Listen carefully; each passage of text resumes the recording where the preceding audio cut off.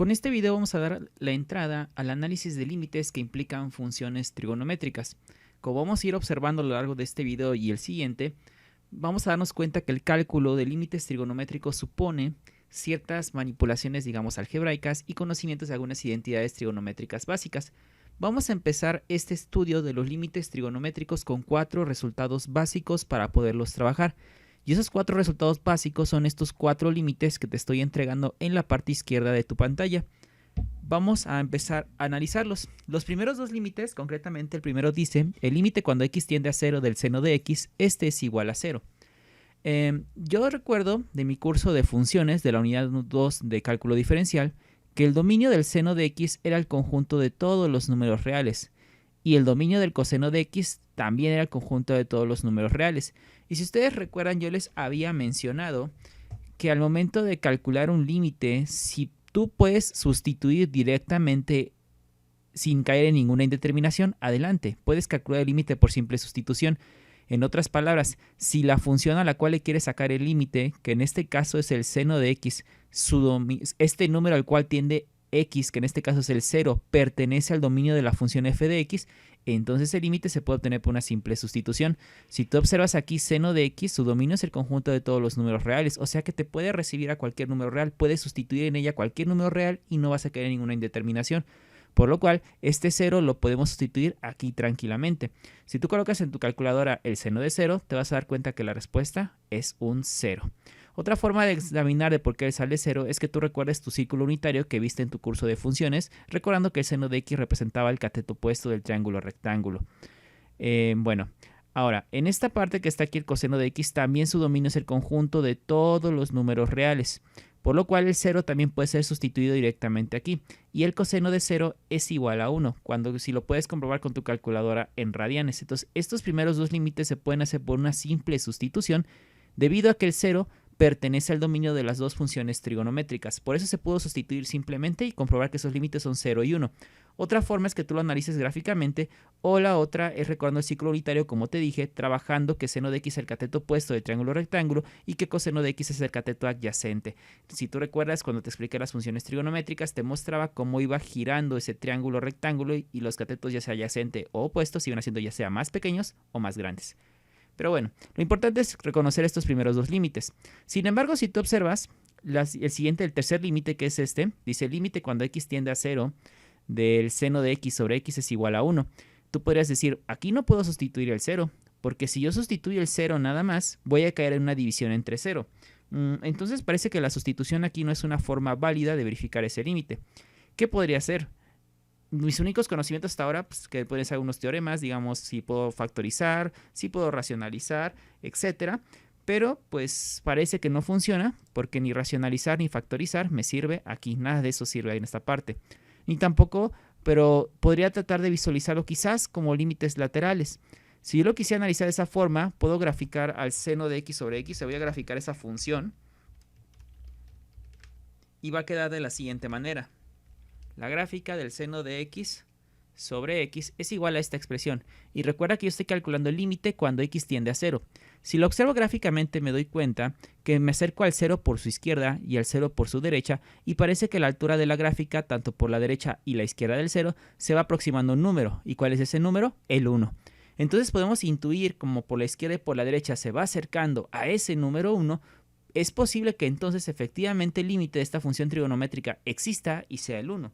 Pero para comprobarlo ya de una manera más técnica, o sea, digamos, demostrar que ese valor es correcto, no voy a ocupar la definición formal del límite. Lo que voy a ocupar aquí es esta figura que tú estás observando aquí para poder demostrar que efectivamente el límite del seno de x sobre x cuando x tiende a 0 es 1. Me voy a apoyar primeramente de una circunferencia, como la que tú estás observando aquí, debe ser una circunferencia unitaria. Recuerda que la circunferencia unitaria es aquella que tiene por radio la unidad. Por eso es que aquí te observas un 1, porque su radio es la unidad. Bueno, voy a trazar unas figuras. Si tú te das cuenta, estoy trazando un triángulo más grande y luego un triángulo pequeño. El triángulo más grande, una punta, una esquina de ese triángulo está en O, la otra esquina está en Q y la otra esquina está en R. Si tú tomas ese triángulo grande y lo extraes, aquí está, ese primero, el triángulo con elementos O, Q, R. O sea, aquí está la O, aquí está el Q en esta esquina y aquí está la R. Por eso se le llama triángulo, en este caso rectángulo, OQR.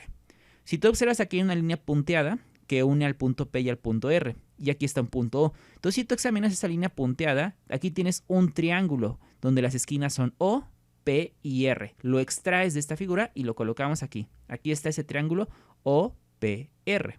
Ese es el triángulo. De hecho, si quieres, hasta podríamos ignorar este pedacito que está aquí. Mira, te borro esta parte y te das cuenta realmente el triángulo, solo que estoy trabajando es esa parte. Bueno, ahora, aquí todavía, hasta esta curva donde está la circunferencia en color azul, esta curvita a esta parte es un segmento de círculo. Es como si tuvieras una pizza y le cortas una rebanada. Es esta parte, es un sector circular. El sector circular lo voy a llamar el sector circular O, P y R, porque el arco del círculo se forma de P hacia R, esta curvita. Aquí está la esquina del círculo, lo extraes, como te digo, como si fuera una rebanada de pizza, y aquí está. Este vamos a llamarlo el sector circular OPR. Bueno, ¿para qué me sirven estas tres figuras? Voy a ocupar el teorema del sándwich, que fue el que vimos en el video anterior. El teorema del sándwich está enunciado en este teorema marcado con el número 4. ¿Y para qué servía? Te lo resumo porque ya te lo expliqué en un video anterior. Este teorema aplicaba cuando tú tenías una función, como en mi caso, desde que me está pasando ahora, que el seno de x sobre x no puedo calcular ese límite por una simple sustitución y tampoco mis otros métodos algebraicos funcionan. Entonces tú puedes tomar a esta función y acotarla entre otras dos. Como aquí está, haz de cuenta, tu g es esta. Y la vamos a acotar entre f y h, de tal manera que la función f y h sean funciones a las cuales sí puedas calcular el límite. Y entonces te decía que el teorema del sándwich menciona que si tú le puedes calcular el límite a estas dos funciones y te da el mismo valor, entonces el límite de la función de en medio es ese mismo valor, digamos L. Entonces, si f de x a calcular el límite cuando x tiene este mismo número te da, por ejemplo, un número L y h también te da el mismo número L, entonces el límite de la función central habíamos concluido en el video del teorema del sándwich que era ese mismo número L. Bueno, entonces teniendo en cuenta eso, voy a apoyarme de estas figuras para realizar el acotamiento de mi función seno de x sobre x. ¿Cómo lo voy a hacer? Bueno, de esta forma. Date cuenta que aquí tengo tres figuras. Voy a sacar el área de cada una de ellas. Por ejemplo, voy a poner primero el área del triángulo OPR. Vamos a sacar su área, digamos, de esta parte. El área del triángulo, tú sabes que es base por altura sobre 2. Aquí, ¿quién sería la base en este triángulo? Obviamente sería el segmento de línea que va desde el punto O al punto R. El segmento de línea, vamos a poner una rayita aquí. Esto quiere decir el segmento de línea o de recta que va del punto O a R, es decir, esta parte. Sería la base. La altura, pues sería esta línea punteada que tú estás observando aquí. Bueno, como yo estoy observando esa línea, digamos, o esa altura, ¿cómo le voy a hacer para expresarla? O sea, ¿cómo voy a saber cuánto vale esta altura? Bueno, pues esta altura, si tú recuerdas lo que aprendiste en la unidad de funciones, cuando vimos funciones trigonométricas y te definía el círculo unitario, te había mencionado cuando teníamos una circunferencia de radio 1, si tú trazabas un triángulo rectángulo, o sea, date cuenta que si tú trazas aquí una línea punteada, esta línea punteada que acabo de trazar aquí en color azul es esta misma línea punteada que está aquí en mi figura. Pero si unes este lado y este lado, este triángulo que se forma aquí en color azul es un triángulo rectángulo, donde este lado, que es el que me interesa, es el cateto opuesto, es decir, es Y. Y si tú te acuerdas, yo te había dicho que eso era el seno. En este caso, seno de t vamos a llamarlo porque estoy representando el ángulo con la letra t. Entonces aquí voy a poner seno de t. Entonces la altura es seno de t porque es este cateto opuesto, que es esta misma altura. Observa cómo no estoy utilizando la variable x. No utilizo la variable x porque la variable x aquí está representando el eje x y t está representando al ángulo que está aquí. Entonces por eso puse aquí seno de t porque recuerda que esta altura es el seno del ángulo, en este caso el seno de t. Entonces todo esto sobre 2. Pero todavía esta área se puede reescribir de otra forma. ¿Cuál? El segmento de O y R, si tú examinas el triángulo OP y R, es toda esta línea. Y como es y realmente esta línea que es el radio de la circunferencia. Y como aquí te dice el radio es 1, porque yo te dije que me iba a ser una circunferencia de radio 1. Es decir, que el segmento de línea que va de O a R vale 1 por seno de t, seno de t. Entonces va a quedar aquí seno de t sobre 2. Vamos a llamar esta el área 1. Ahora, el área 2, ¿cómo la vamos a sacar? Bueno, el área de un segmento circular, eso ya hay una fórmula predefinida que nos dice que es un medio de radio al cuadrado por el ángulo cuando estás trabajando con radianes. Y si tú recuerdas, en la unidad 2 te mencionaba que íbamos a trabajar con radianes debido a que eran funciones reales de variable real las que estábamos trabajando a lo largo de este curso. Ya te lo había explicado en la unidad número 2.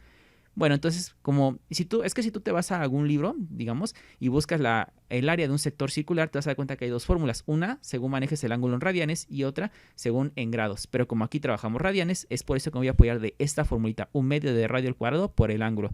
En este caso, pues el ángulo lo voy a expresar con la letra T, porque aquí el ángulo de este sector circular lo está representando la letra T. Por eso aquí voy a poner T, aunque como te digo, en los libros es costumbre que expresan el ángulo con teta. Pero pues aquí estoy manejando la letra T, da igual.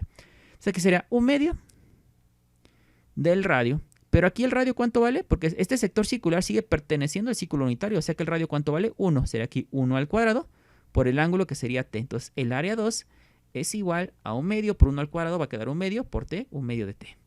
Ahora vamos a calcular el área del triángulo más grande. Vamos a llamarla área 3. Para calcular el área de este triángulo más grande, que es O, Q y R, si tú recuerdas, en el curso de funciones yo te dije que la línea que se traza aquí, que estoy remarcando en color azul, esta línea que se trazaba de esta manera representaba ¿a quién? A la tangente. Esta línea es la tangente.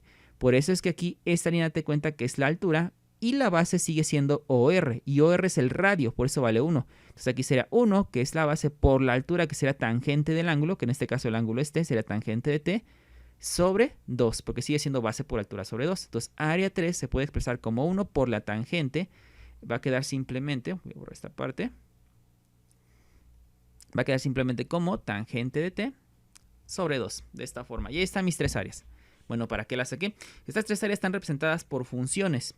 Y yo puedo hacer lo siguiente. Examino que el área más pequeña de las tres es la del triángulo OP/R, porque si tú te apoyas de la figura de la circunferencia unitaria, te vas a dar cuenta que el triángulo OP/R, donde está esta línea punteada, es más pequeño que el segmento circular. El segmento circular es ligeramente más grande que el triángulo OP/R. Entonces yo puedo decir que seno de T sobre 2, que es el área, que es la función que representa su área, va a quedar aquí. Seno de T sobre 2 va a ser más pequeño que el área del sector circular, que es el área 2. El área del sector circular es 1/2 de T. Entonces aquí voy a poner 1/2 de T. Y este 1/2 de T, que es el área del sector circular, al mismo tiempo va a ser más pequeña que el triángulo OQR. Y el triángulo QR se define como la tangente de T sobre 2. Y aquí está una desigualdad donde estoy tratando de realizar el acotamiento. Pero recuerda que la que estamos acotando es el seno de X sobre X. Vamos a poner aquí seno de X sobre X. Pero como aquí yo estoy manejando la variable T, lo que debo acotar realmente es la forma seno de T sobre T. ¿Sale? Entonces voy a hacer que en la parte central me quede la forma seno de T sobre T. Para hacerlo voy a empezar a desglosarlo en la parte derecha de su pantalla. Voy a poner una línea, una división, para empezar a hacer esa parte. Para empezar a realizarlo voy a multiplicar por un 2 toda la desigualdad. Recuerda que lo que hagas en el centro tienes que hacerlo en los extremos. Por eso 2 por el extremo izquierdo de la desigualdad va a quedar seno de T. El centro sería 1/2 de T por 2, va a quedar T. 2 por tangente va a quedar tangente de T, de esta forma. Bueno, ahora, ¿qué voy a hacer? Voy a dividir toda esta cantidad entre el seno. Es decir, voy a dividir el centro, que esté entre seno de T. Pero voy a afectar también los extremos. Va a quedar seno de T menor que tangente de T sobre seno de T, de esta forma. Ahora, date cuenta de un punto muy importante. El ángulo T lo estoy representando que va a estar, digamos, de 0 a pi medios. Y de 0 a pi medios, los valores de los catetos opuesto y adyacente siempre van a ser positivos. Entonces no me tengo que preocupar, o a lo mucho va a ser positivos o 0. Entonces no me tengo que preocupar que el seno de T, que es por la cantidad que estoy dividiendo, se vaya a volver negativa. Así que el sentido de la desigualdad no me preocupa, porque es una cantidad positiva, digamos. Entonces, ahora, en esta parte, ¿qué voy a hacer ahora? Bueno, voy a simplificar esta al lado izquierdo. Va a quedar seno de T menor que T sobre seno de T. Menor que tangente sobre seno de T. Recuerda que la tangente se define como seno sobre coseno. Entonces, seno sobre coseno, que es la tangente, va a quedar dividida entre otro seno. Si tú visualizas este seno como 1 sobre 1, puedes aplicar medios, extremos y extremos, y esto quedaría como T sobre el seno de T mayor que el seno de T. Y esto al mismo tiempo menor que 1 por seno de T, seno de T. Y los extremos van abajo según la regla de Sandwich. Coseno de T por seno de T, coseno de T por seno de T. Entonces aquí quedaría seno de T menor que T sobre seno de T menor que seno con seno es la unidad y quedaría 1 sobre coseno de T. Y ahí está. Ya casi adquirimos la forma, solo que está al revés. Observa que aquí está seno de T sobre T y aquí yo tengo T sobre seno de T. Bueno, entonces, ¿qué voy a hacer? Date cuenta de algo interesante. Recuerda que esta notación de desigualdad yo te platiqué y te lo expliqué en la unidad 1 de números reales, que podemos visualizarla realmente como dos desigualdades. ¿Qué desigualdad es? La de t sobre seno de t mayor que la cantidad 1. Y una letra i es la que dividía estas dos desigualdades, que sería la otra t sobre seno de t menor que 1 sobre coseno de t. Entonces date cuenta, recuerda lo que te expliqué en la unidad 1 de números reales, que esta desigualdad cuando hay tres elementos se puede partir en dos desigualdades unidas por una letra i. Te preguntarás, ¿y para qué las partió? Bueno, porque quiero aplicar un teorema de números reales que me dice lo siguiente.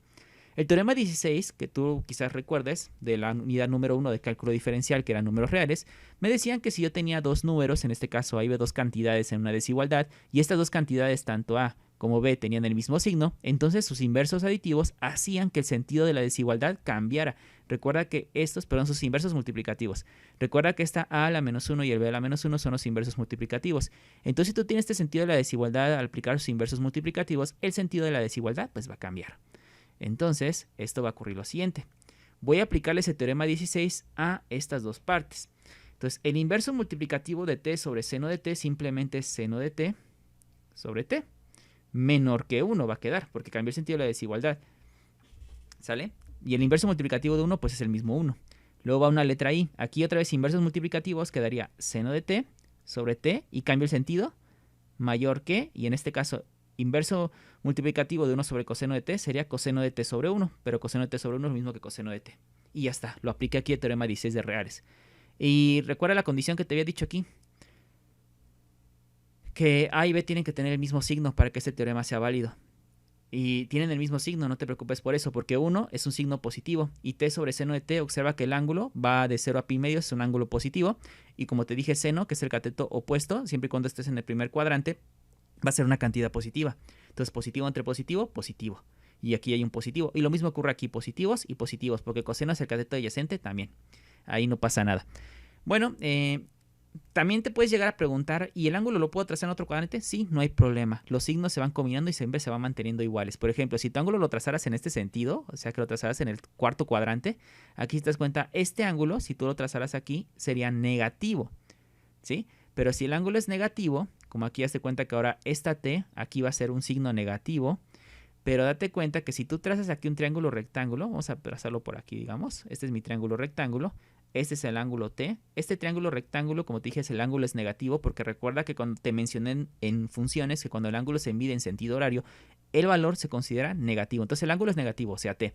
Pero recuerda que el seno lo representa el cateto opuesto. Entonces el cateto opuesto, que es este, que está aquí, si lo examinas a lo largo del eje Y, que sería ahora la cantidad, ¿cómo va a ser? Negativa. Entonces este seno de t va a ser negativo. Y menos entre menos, más. Y este 1 sigue siendo obviamente más. Entonces se conservan los signos. Entonces no te preocupes cómo se traza el ángulo. Se van a mantener el uso del teorema 16 porque los signos van a ser iguales. Bueno, ya sin tanto, vamos al asunto. Ahora voy a combinar estas dos desigualdades para volverlas a escribir como una desigualdad con tres elementos. Se pueden volver a combinar, ya sea que lo dejes así o en esta parte. Yo las voy a combinar. Obsérvate que el término en común que tienen es seno de t sobre t. Me dice que el seno de t sobre t debe ser menor que 1, pero al mismo tiempo debe ser mayor que coseno de t. Entonces aquí pongo mayor que coseno de t. Y listo, he logrado acotar la función que quería, seno de t sobre t. Ya podemos aplicar el teorema del sándwich. Lo voy a aplicar en esta parte. Recuerda que el teorema del sándwich consiste en que tú apliques el límite en las funciones que están a la izquierda y a la derecha. Es decir, voy a encontrar el límite cuando, en este caso, x tiende a 0 del coseno de x. Nota un detalle interesante. Ya no estoy colocando la letra t, estoy colocando una letra x. ¿Por qué? Simplemente cambié la t por la x para que coincidiera con la literal que se estaba manejando aquí en los resultados de los límites trigonométricos. Solo es por eso. Recuerda que en matemática las variables son mudas, por eso pude cambiar a la t por la x solo para coincidir con la notación que está aquí en tus resultados. Bueno, ahora entonces este límite, según el segundo límite que tenemos aquí, ¿cuánto debe dar la respuesta? 1. Entonces esta respuesta es 1. Ahora, el límite cuando x tiende a 0 de la otra función que está en el lado derecho, que es una constante y esta es 1, sabemos que este límite, ¿cuánto tiene que dar? Pues un simple 1, la misma constante, un 1. Entonces vemos que tanto el límite de la función que está a la izquierda y de la función que está a la derecha me da 1. Conclusión, el límite del centro, que sería el límite cuando x tiende a 0, del seno de x sobre x, ¿cuánto vale? Pues un 1, aplicando el teorema del sándwich. Entonces yo puedo observar aquí cómo este resultado es cierto, es verdadero. Entonces este tercer límite se suma a nuestro formulario para poder resolver posteriormente límites más complejos. Y bueno, para justificar el último resultado, que de los 4 límites básicos que te mostré, ese es el último resultado, vamos a calcularlo de esta forma. Vamos a tratar de resolver el límite cuando x tiende a 0 de 1 menos coseno de x sobre x. Para hacerlo voy a utilizar un pequeño truco que probablemente lo consideres nuevo. En este caso voy a multiplicar por una unidad la expresión f de x. Si tú recuerdas, desde los números reales en la primera unidad de cálculo diferencial aprendimos que si yo multiplico una expresión por un número 1 no lo afecto, no cambio su significado y no altero la expresión. Por lo tanto, yo multiplico por un 1, no pasa nada. Y si tú recuerdas, en cálculo diferencial en la unidad 1, yo te mostré que una unidad la puedes reescribir como tú quieras. En este caso, la forma en que a mí me conviene reescribir esa unidad es 1 más coseno de x sobre 1 más coseno de x. Porque si tú observas 1 más coseno de x sobre 1 más coseno de x, pues sigue siendo 1, así que no afectó en nada. ¿Por qué lo puse de esta forma? Bueno, mi intención es la siguiente, darte cuenta que tú puedes multiplicar esto como si fuera una diferencia de cuadrados, porque yo estoy poniendo aquí el 1, coseno y coseno y solo le estoy cambiando los signos, estoy obligando a que esto sea una diferencia de cuadrados. Es decir, cuando tú multipliques va a quedar esto. El límite cuando x tiende a 0, 1 por 1 va a quedar 1, 1 por coseno de x va a quedar más coseno de x, menos coseno de x por el 1 va a quedar menos coseno de x, y coseno de x por coseno de, menos coseno de x por coseno de x va a quedar menos coseno cuadrado de x. Todo esto sobre, en la parte de abajo solo voy a dejar expresado la multiplicación. Es como similar a la racionalización, pero aquí no se le puede decir racionalizar porque no hay ninguna raíz cuadrada. Entonces aquí va a quedar el límite cuando x tiende a 0. Date cuenta que este término y este término se vuelven 0 y únicamente va a quedar 1 menos coseno cuadrado de x sobre x por 1 más coseno de x. Bueno, como yo te mencioné al inicio de este video, para resolver algunos límites trigonométricos va a ser necesario recordar algunas identidades trigonométricas básicas. Una identidad trigonométrica básica que te pedí que recordaras en la unidad número 2 es la de seno cuadrado de x más coseno cuadrado de x, o sea, el seno cuadrado más el coseno cuadrado del mismo ángulo, que en este caso es x y x, se podía escribir como un 1. Esta fue la identidad que yo te di a conocer en la unidad número 2 de funciones. Entonces, esta identidad, si tú te das cuenta, si aquí tú despejas a seno cuadrado de x, va a quedar seno cuadrado de x es igual a 1 menos, porque esta va a pasar a restar, menos coseno cuadrado de x. Entonces date cuenta que tú tienes en tu límite la forma de 1 menos coseno cuadrado de x. Entonces por lo que acabo de colocar aquí arriba, 1 menos coseno cuadrado de x, ¿por quién se puede intercambiar? Pues por seno cuadrado de x. Entonces esto va a quedar como el límite cuando x tiende a 0. Observa cómo el 1 menos coseno cuadrado de x lo intercambio por ¿quién? Por seno cuadrado de x. Todo esto entre quién va a ir dividido.